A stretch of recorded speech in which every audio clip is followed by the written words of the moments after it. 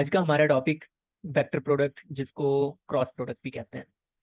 तो dot product की जब हमने डेफिनेशन की थी तो तब हमने कहा था कि जब हम दो वेक्टर क्वांटिटीज को मल्टीप्लाई करते हैं और आंसर एक स्केलर क्वांटिटी आए तो उस किस्म के प्रोडक्ट को हम डॉट प्रोडक्ट या स्केलर प्रोडक्ट कहते थे। ठीक है। लेकिन यहाँ पर जी जब हम दो वेक्टर क्वांटिटीज को मल्टीप्लाई करेंगे और आंसर भी एक वेक्टर क्वांटिटी ही आएगा, तो उस किस्म के वेक्टर्स की मल्टीप्लिकेशन को या प्रोडक्ट को हम क्या कहेंगे? वेक्टर प्रोडक्ट, जिसको क्रॉस प्रोडक्ट भी कहते हैं। तो हम इसको डिफाइन इसी तरह कर सकते हैं, when the product of two vector quantities give a vector quantity then the product is called vector product. ठीक है जी जी। अब इसको क्रॉस प्रोडक्ट क्यों कहते हैं? क्योंकि जब हम क्रॉस प्रोडक्ट का फार्मूला लिखते हैं ना, तो हम वेक्टर्स के सिंबल्स के दरमियान में एक क्रॉस की अलामत लगा देते हैं, इस तरह की। तो इस वजह से इसको क्रॉस प्रोडक्ट कहते हैं। जिस तरह हम डॉट प्रोडक्ट में क्या करते थे, ए और बी के दरमियान में डॉट लगा देते थे, स्केलर प्रोडक्ट को जी रिप्रेजेंट करने के लिए डॉट लगा देते थे, इस वजह से उसको हम डॉट प्रोडक्ट भी कहते थे। इसी तरह यहाँ पर क्रॉस प्रोडक्ट की टर्म्स में जब हम क्रॉस प्रोडक्ट को रिप्रेजेंट करेंगे तो दरमियान में क्रॉस लगाएंगे, जिसकी वजह से इसको क्रॉस प्रोडक्ट कहते हैं। तो देखें, अगर हमारे पास दो वेक्टर हों, लेट्स सपोज ये एक वेक्टर है वेक्टर ए, और ये कोई दूसरा वेक्टर है वेक्टर बी, और इनके दरमियान में पाया जा रहा है एंगल थीटा, और हम इनका क्रॉस प्रोडक्ट फाइंड आउट करना चाह रहे हैं, तो उस क्रॉस प्रोडक्ट को फाइंड आउट करने का तरीका ये है, A cross B is equal to A B sine of theta. अब यहाँ पर ये एन यूनिट वेक्टर होता है, यहाँ पे यूनिट वेक्टर की का सिंबल होना चाहिए था, इसके ऊपर हैट होती है। ठीक है। जी नाउ डॉट प्रोडक्ट को लिखने का तरीका था A dot B is equal to A B cos of theta. अब आपको पता है कि डॉट प्रोडक्ट में जब दो वेक्टर क्वांटिटीज को मल्टीप्लाई करते हैं तो एक स्केलर क्वांटिटी हासिल होती है, और स्केलर क्वांटिटी का सिर्फ मैग्नीट्यूड होता है, डायरेक्शन नहीं होती जी है ना। इस वजह से यहाँ पर कोई जी एन यूनिट वेक्टर नहीं था। लेकिन यहाँ पर दो वेक्टर क्वांटिटीज है, ए भी एक वेक्टर क्वांटिटी है, बी भी एक वेक्टर क्वांटिटी है, और इनको मल्टीप्लाई कर रहे हैं तो हासिल भी हमारे पास एक वेक्टर क्वांटिटी ही होनी है। तो उस वेक्टर क्वांटिटी के दो पार्ट्स इस चीज के अंदर रिप्रेजेंट किए जा रहे हैं। ये जो एन यूनिट वेक्टर है, ये उस नई वेक्टर क्वांटिटी की डायरेक्शन होगी। ठीक है। जी और ये जो A B sine of theta वाली टर्म है, ये उस नई वेक्टर क्वांटिटी के मैग्नीट्यूड को फाइंड आउट करने का फार्मूला। सही है जी जी जी। तो जब हम दो वेक्टर ए और वेक्टर बी का क्रॉस प्रोडक्ट लेते हैं, यानी कि वेक्टर प्रोडक्ट, तो उसको लिखने का तरीका होता है A B sine of theta, और ये एन यूनिट वेक्टर भी साथ में लिखते हैं क्योंकि ये उसकी डायरेक्शन को बताता है। सही है। जी ओके। तो अब इस एन यूनिट वेक्टर की डायरेक्शन को कैसे मालूम किया जाए? एन यूनिट वेक्टर की डायरेक्शन को फाइंड आउट करने का एक तरीका है, उस तरीके को हम कहते हैं राइट हैंड रूल। ठीक है। हम राइट हैंड रूल जी को अप्लाई करके एन यूनिट वेक्टर की डायरेक्शन फाइंड आउट कर सकते हैं। ठीक है। अब इसकी डेफिनेशन को तो बाद में देखेंगे, पहले ये एक वीडियो है, उस वीडियो को देख लें। इस वीडियो में क्या है, हमारे पास एक वेक्टर है वेक्टर ए, और दूसरा वेक्टर है वेक्टर बी, और इनके दरमियान में एक एंगल पाया जा रहा है थीटा, और हम क्या करना चाह रहे हैं, हम इन दोनों का क्रॉस प्रोडक्ट फाइंड आउट करना चाह रहे हैं, ए क्रॉस बी। सही है। जब A cross B find out जी करेंगे तो आंसर क्या आएगा? A B sine of theta, है ना। और ये एन यूनिट जी वेक्टर। अब इस एन यूनिट वेक्टर की डायरेक्शन को फाइंड आउट करने के लिए ये राइट हैंड रूल है। अब राइट हैंड रूल क्या कहता है? राइट हैंड रूल कहता है कि place the fingers of your right hand in the direction of first vector. इस क्रॉस प्रोडक्ट में ए क्रॉस बी में ना, वेक्टर ए जो है ना, वो फर्स्ट वेक्टर है। ठीक है। और वेक्टर बी जी कौन सा है? सेकंड वेक्टर है। तो राइट हैंड रूल कहता है कि एन यूनिट वेक्टर की डायरेक्शन मालूम करने के लिए आप अपने सीधे हाथ की उंगलियों को, इरेक्टेड फिंगर्स को, फर्स्ट वेक्टर की डायरेक्शन में रखोगे, और फिर क्या करोगे? फिर उसको कर्ल करोगे। कर्ल किया। ठीक है। कितना कर्ल किया हमने उसको? जितना एंगल था उनके दरमियान में। ठीक है। जी और जो हमारा इरेक्टेड थंब है, ये ये हमें बताएगा उस एन यूनिट वेक्टर की डायरेक्शन। ठीक है। जी बाकी में समझ में आई बात? जी जी सर। हाँ जी। तो हम अब स्टेट कर सकते हैं उसको, एन यूनिट वेक्टर की डायरेक्शन को फाइंड आउट करने के लिए unit vector, sorry, right hand rule को। क्या कहता है right hand rule? Place the fingers of your right hand in the direction of first vector and curl them into the second vector through the smaller angle theta, then the erected thumb will give you the direction of new vector, यानी कि N unit vector. ठीक है। जी ठीक है sir. देख लें जरा। यहाँ पर देखें, ये वो वेक्टर था वेक्टर ए, ये वेक्टर था बी, और जब इनका क्रॉस प्रोडक्ट लिया ए क्रॉस बी, ये जो वो है ना ए से बी की तरफ हमने जब कर्ल किया तो डायरेक्शन जो आ रही है ना वो ये आ रही है, ये एन यूनिट वेक्टर की डायरेक्शन है। ठीक है, या जी, आप कह ठीक है लें सर। कि जब ए क्रॉस बी को मल्टीप्लाई किया और हासिल हुआ कोई नया वेक्टर सी, जिसका मैग्नीट्यूड भी फाइंड आउट कर सकते हैं। किस तरह फाइंड आउट करेंगे इसका magnitude? A B sine of theta से। ठीक है ना, जी, और एन यूनिट वेक्टर इसकी डायरेक्शन होगी, तो इस सी की डायरेक्शन होगी इस साइड पे। अब एक चीज जो यहाँ पे नोट करने वाली है वो ये कि जो नया वेक्टर है ना ए क्रॉस बी के बाद हासिल होने वाला वेक्टर सी यानी कि एन यूनिट वेक्टर, वो हमेशा इस वेक्टर ए और वेक्टर बी के साथ एक एंगल बनाता है 90 डिग्री का। ये देखें, एन यूनिट वेक्टर का ए के साथ कितना एंगल बन रहा है? 90 डिग्री। 90। जी, और बी का एन के साथ भी जो एंगल बनेगा वो भी 90 डिग्री का एंगल होगा। सही है। जी, ठीक है तो सर। अब यहाँ से आपको बात पता चल रही है कि जब हम दो वेक्टर का क्रॉस प्रोडक्ट लेते हैं और जो नया वेक्टर होता है वो हमेशा पहले दो वेक्टर्स के परपेंडिकुलर होता है, 90 डिग्री के एंगल पर होता है। सही है। जी, ठीक है सर। ओके, अगर हम फाइंड आउट करते बी क्रॉस ए तो क्या होता? तो इस एन यूनिट वेक्टर की जो डायरेक्शन है ना वो बिल्कुल इसके ऑपोजिट हो जाती, डाउनवर्ड्स डायरेक्शन में। सही है। जी, ठीक फिर है। हम अपने राइट हैंड की फिंगर्स की डायरेक्शन, फिंगर्स को रखते बी की डायरेक्शन में क्योंकि यहाँ पर बी फर्स्ट वेक्टर है, फिर उसको कर्ल करते वेक्टर ए की तरफ, तो थंब हमें डाउनवर्ड डायरेक्शन बताता। जी, समझ, ऐसे। क्लियर हो रही है जी, बात? जी, ओके, तो अब हम इस डेफिनेशन को देख सकते हैं कि rotate the fingers of your right hand in the direction from, एक मिनट जरा, rotate the fingers of your right hand in the direction from first vector to the second vector through the smaller angle, यहाँ पे theta भी होना चाहिए था, of the two possible angles with erected thumb. The direction of the product will be along the direction of erected thumb. समझ में आई बात? अगर हम फर्स्ट वेक्टर की जी, डायरेक्शन में फिंगर्स को रख के कर्ल करें सेकंड वेक्टर की डायरेक्शन में, तो इरेक्टेड थंब हमें बताता है नए वेक्टर की डायरेक्शन। जी, और आपको ये भी पता चला कि जो हमारा न्यू रिजल्टेंट वेक्टर होता है वो हमेशा पहले दो वेक्टर्स मल्टीप्लाई होने वाले वेक्टर्स के परपेंडिकुलर होता है। सही है। जी, जी, तो एग्जांपल्स देख लें। जो टॉर्क होता है ना, टॉर्क वो क्रॉस प्रोडक्ट होता है position vector R and F का। टॉर्क जो होता है वो आर पोजीशन वेक्टर और फोर्स के वेक्टर का क्रॉस प्रोडक्ट होता है, जिसको बाद में हम लिख सकते हैं R F sine theta N unit vector. जी, जी, अब आप मुझे बताओ एन यूनिट वेक्टर की जो डायरेक्शन होगी वो एफ और आर के साथ कितने एंगल पर होगी? 90 डिग्रीज़। 90 के एंगल पर होगी। Good good good good. जी, दूसरी एग्जांपल देख लें। Angular momentum L is the cross product of position vector r and p linear momentum. इसको हम इस तरह लिख सकते हैं, L is equal to position vector r cross linear momentum p, which will be equivalent to r p sin of theta n unit vector. Next हमारे पास बिल्कुल उसी तरह प्रॉपर्टीज हैं जिस तरह हमने डॉट प्रोडक्ट की प्रॉपर्टीज पढ़ी थी काफी सारी। उनमें से जो पहली प्रॉपर्टी है वो कॉम्यूटेटिव प्रॉपर्टी। अभी हमने देखा था उस डायग्राम में कि जब हम ए क्रॉस बी की डायरेक्शन फाइंड आउट कर रहे थे,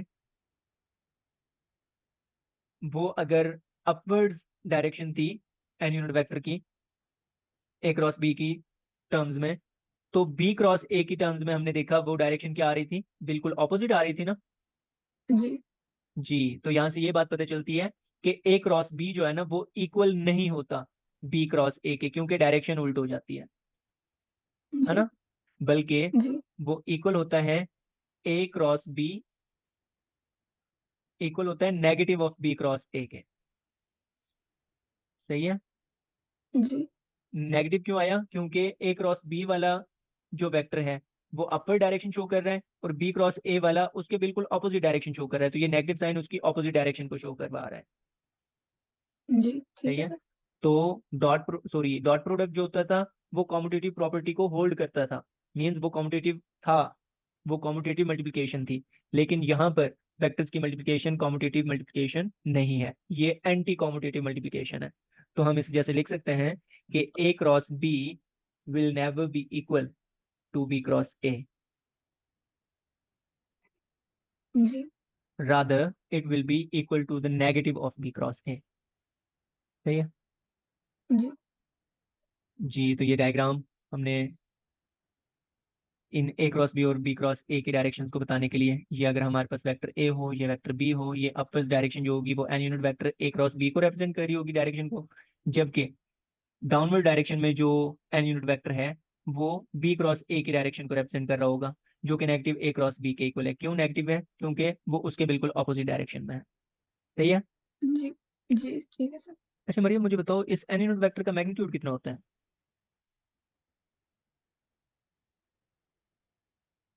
1। शाबाश, घूमना नहीं है बिल्कुल बढ़िया। भी। सही है। जी, हाँ, यूनिट वेक्टर है ना, चाहे जो मर्जी यूनिट वेक्टर हो। सेकंड प्रॉपर्टी में हम दो ऐसे वेक्टर्स का क्रॉस प्रोडक्ट लेने जा रहे हैं जो एक मर्तबा पैरेलल है और दूसरी मर्तबा एंटी पैरेलल है। तो पैरेलल कब होंगे? जब दोनों की डायरेक्शन सेम होगी, है ना।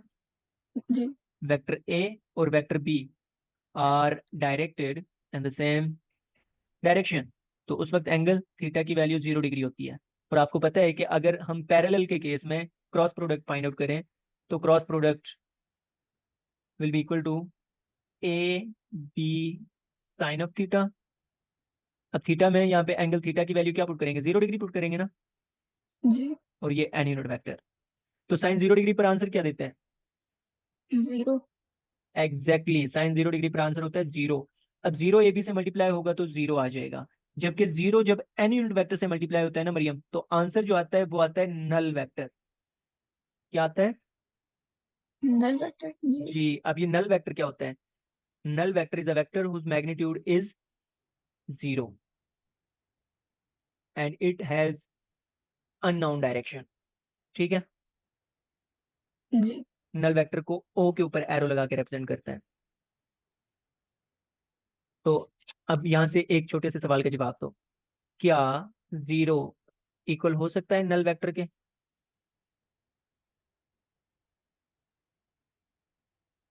हो जी, हो सकता है। नहीं, इक्वल नहीं नहीं। हो सकता, क्योंकि इन दोनों की ना जेंडर चेंज है, वो स्केलर क्वांटिटी है, वो वेक्टर क्वांटिटी है। समझ ठीक है सर। समझ में आ रही है ना बात? दो डिफरेंट जी, जी, फिजिकल क्वांटिटीज है ये। ओ जी, actually 0 is a scalar quantity, null vector is a vector quantity, so we can never equate them। हम ये कह सकते हैं जी, कि the magnitude of null vector is equal to 0। जी, ठीक है ठीक है। सर। तो हमें पता चला कि जब हम दो पैरेलल वेक्टर्स का क्रॉस प्रोडक्ट लेते हैं तो आंसर नल वेक्टर आता है। आप ये कह सकती हैं कि जब दो पैरेलल वेक्टर्स का क्रॉस प्रोडक्ट लेते हैं तो उनके मैग्नीट्यूड का आंसर 0 आता है। जी, ठीक है sir. Okay, but when we take the cross product of anti parallel vectors, then the angle between those two vectors will be 180 degree, and when we find the value of sine on 180 degree angle, तो sin 180 degree पर answer क्या आता है? वो भी 0 ही आता है ना। 0 ही होता है। जी, वो भी 0 ही आता है।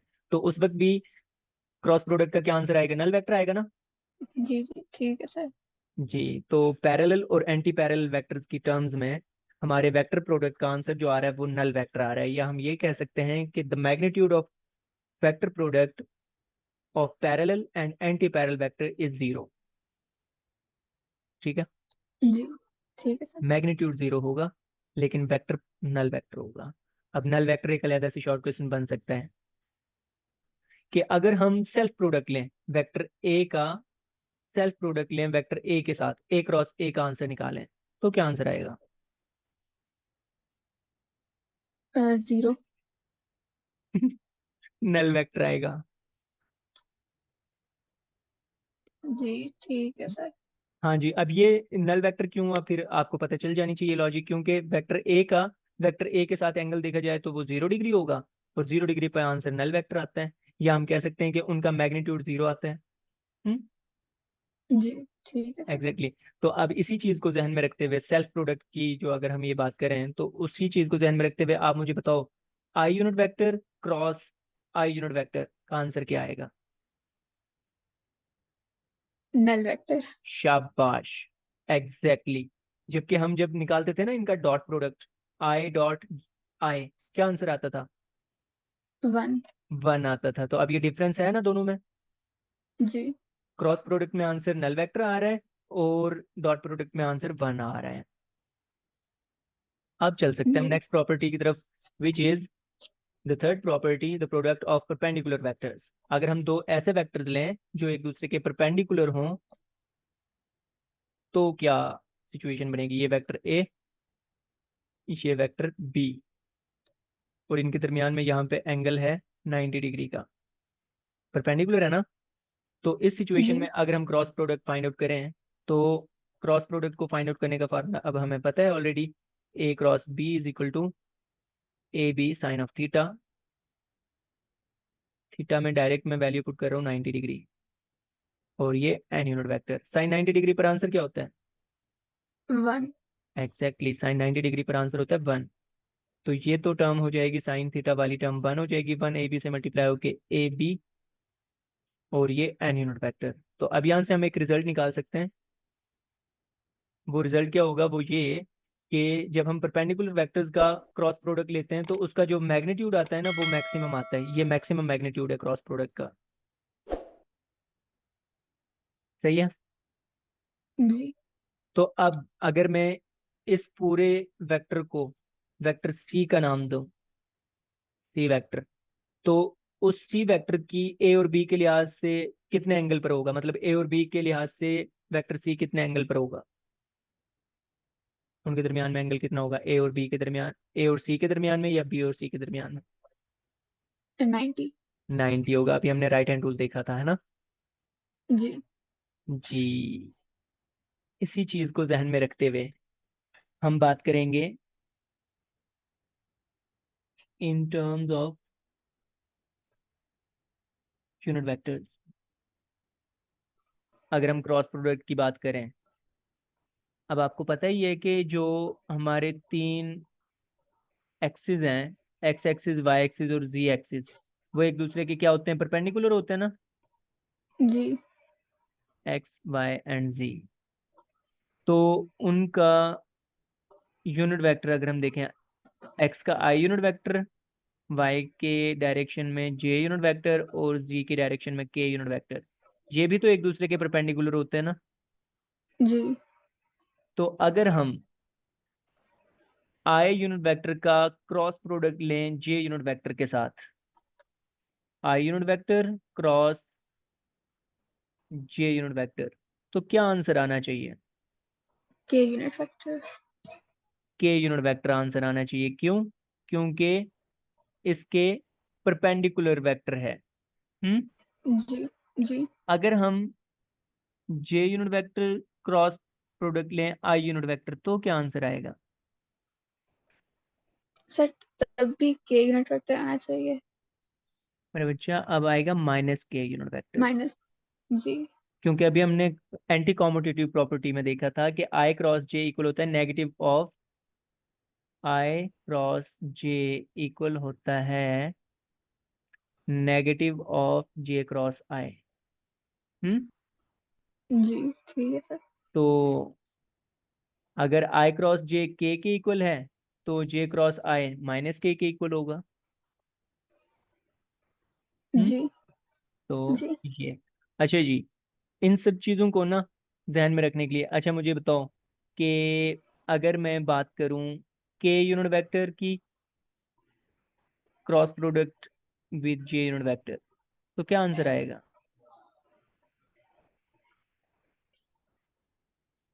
Minus I unit vector. No, अब आंसर आएगा आई यूनिट वेक्टर।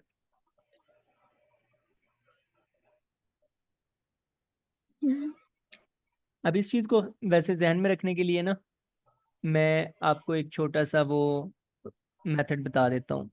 शायद आपको पहले से पता भी हो, या अगर नहीं पता तो जान लें कि ये एक ना, मैंने सर्कल बनाया है जिसमें हम 3 यूनिट वेक्टर्स को क्लॉकवाइज डायरेक्शन में देख रहे हैं।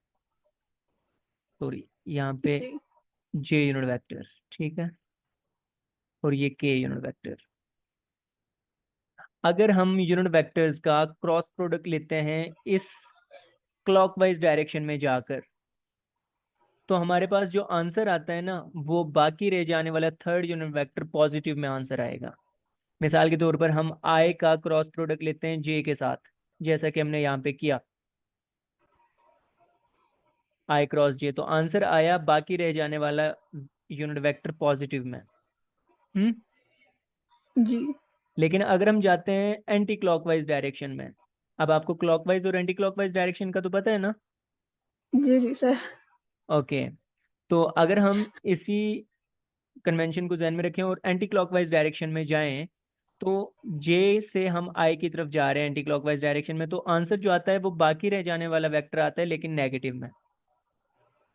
जी तो तो सर जब आप के और जे का कर रहे थे तब भी तो आप के से जे में जा रहे थे ना, वो भी तो एंटी क्लॉकवाइज हुआ फिर। के से जे की तरफ जाएं। जी, बिल्कुल हमारा आंसर नेगेटिव आया आना चाहिए। सही है। जी आई जे के, हाँ जी, के cross J minus I unit vector आना चाहिए, बिल्कुल ऐसे ही है। और अगर हम इसका उल्ट लें, J unit vector cross K unit vector, तो क्या आंसर आएगा? I unit vector. I unit vector. जी तो अभी आपको परपेंडिकुलर वेक्टर्स के क्रॉस प्रोडक्ट की बातें पता चल गई और in terms of unit vector भी बातें पता चल गई। हम्म। जी अब जरा इन्हीं चीजों को और डॉट प्रोडक्ट को ध्यान में रखते हुए मुझे आप बताएंगी कि क्या आंसर आता है इसका। I dot J unit vector cross K unit vector, क्या आंसर आएगा?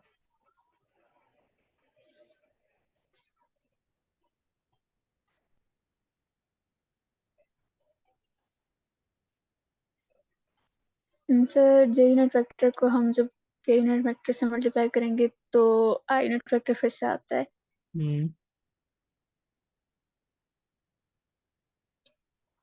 तो और जब आई यूनिट वेक्टर अपने आप से मल्टीप्लाई होगा तो फिर वो नल वेक्टर देगा, तो इसका आंसर नल वेक्टर होगा। आप शहजादी हैं मेरी, यहाँ पे बच्चे डॉट प्रोडक्ट लगाया हमने। ओ सर तो फिर वन इसका आंसर होगा। क्या आंसर आएगा? वन। वन। Good girl. तो इसका आंसर होगा वन। आपने इस डॉट को मिस कर दिया ना। जी अगर यहाँ पे क्रॉस होता तो क्या आंसर आता? जीरो। Null vector. वही नल वेक्टर। जी जी। Okay okay okay. अब मतलब है कि अब हम इसको डॉट और क्रॉस को इंटरमिक्स करके कोई भी एमसीक्यूज बना सकते हैं इस किस्म के ना। हम्म। जी के क्रॉस आई डॉट जे, बताओ क्या आंसर आएगा?